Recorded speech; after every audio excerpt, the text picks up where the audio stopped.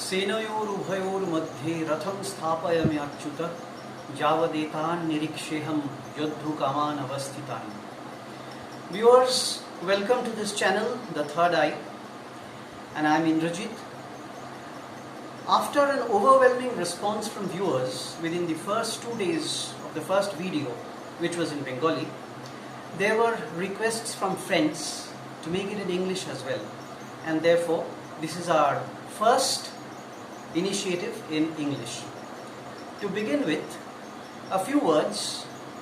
Firstly, why this channel? And secondly, why this name, The Third Eye? Why this nomenclature? Why this channel?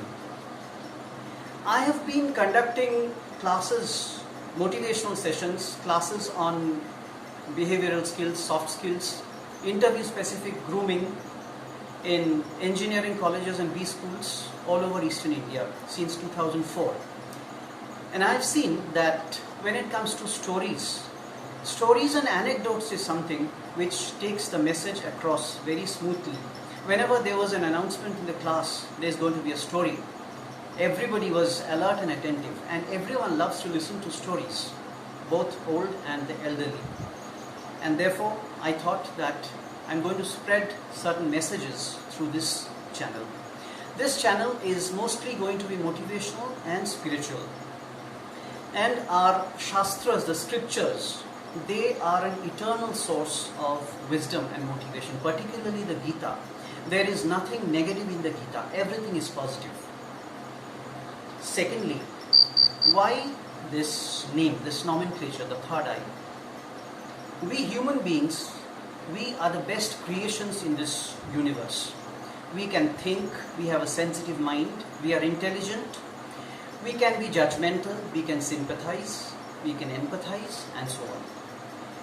So whenever we come across any situation, any anecdote, any encounter in life, if we think deeply, we have got a lot to learn from it. And these new experiences, new ideas, gives us that wisdom. And then the third eye opens. That is the Pragya Netra. That is why this name, the third eye. So this channel is for everyone. All of us, we need motivation at some point of time or the other. Whenever life becomes a little dull, boring, monotonous, we need motivation to recharge our batteries. So this channel is for everyone, particularly for my students who are aspirants, job seekers, studying in engineering colleges. Coming to the Gita, what is there in the Gita? If we ask a common man, a novice, what is there in the Gita? We'll say, yes, it's a conversation between Krishna and Arjun. But if we ask about the contents, what is there in the Gita actually?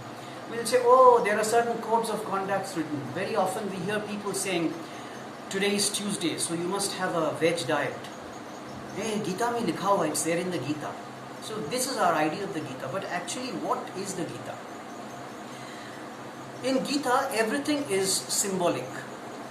The battlefield of Kurukshetra is our life, our personal life, our professional life, our family life. And the battle of Kurukshetra is the constant struggle that we have to face in life. Jo jeeta wahi sikandar. We have to survive and we have to win that struggle. We have to note one point here.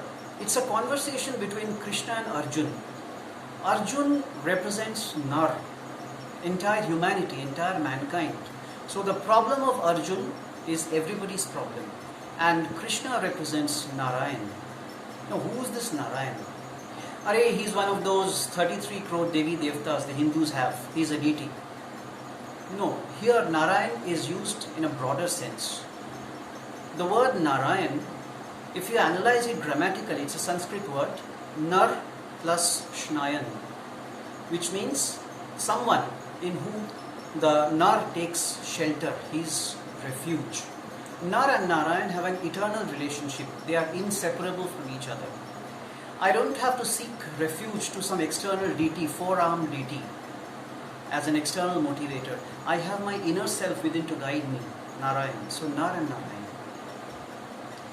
Coming back to the background of the Gita, the battle of Kurukshetra is about to start. Now suddenly Arjun is in a dilemma. And let me tell you viewers, a lot of research work is being done on the Bhagavad Gita. It is no more considered as a mere religious text. The teachings of the Gita, how it can be incorporated in the corporate world. A lot of research work is being done. So the battle is going to start. And Arjun requests Krishna, he says, Senayor ubhayor madhye ratham sthapayame achyuta javadetan niriksheham yadhu kaman avasthitan. Could you please place the chariot in between the two armies, the two forces, Ubhay Sena ke beech mein? It is a neutral field, a nirapeksha kshetra, no man's land. This highly symbolizes that the message of the Gita is universal, it is for everybody. Neither inclined to the Kauravas nor to the Pandavas. Like in the political world scenario, we had the non-aligned movement in the 80s. Similarly, it is non-aligned. Nirapeksha kshetra, neutral field. So the message for Gita is universal, irrespective of caste, creed, religion, age, gender, whatever. Now Krishna places the chariot in between, and suddenly Arjun has a different state of mind.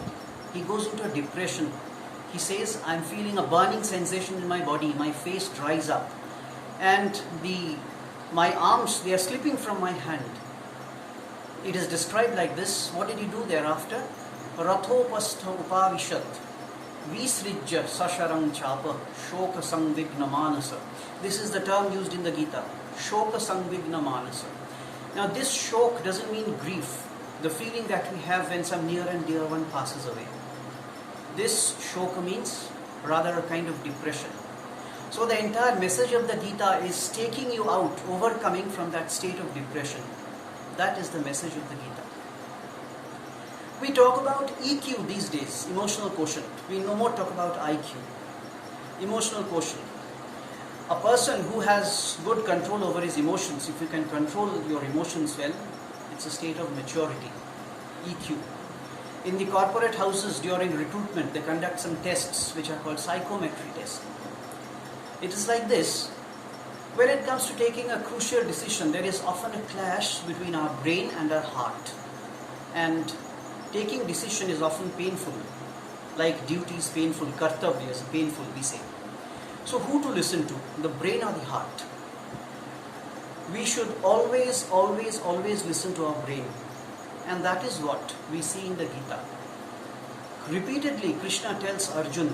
Arjun is carried over by his emotions. He sits on the chariot, set by depression, shoka sangvigna manasa. So it is coming out from that. In the subsequent episodes, we will discuss similar new topics which are related, which gives immense motivation to the aspirants. So friends, this was all about today's video. If you like it, please like, subscribe, share, and press the bell icon to get future notifications of the videos. Thank you.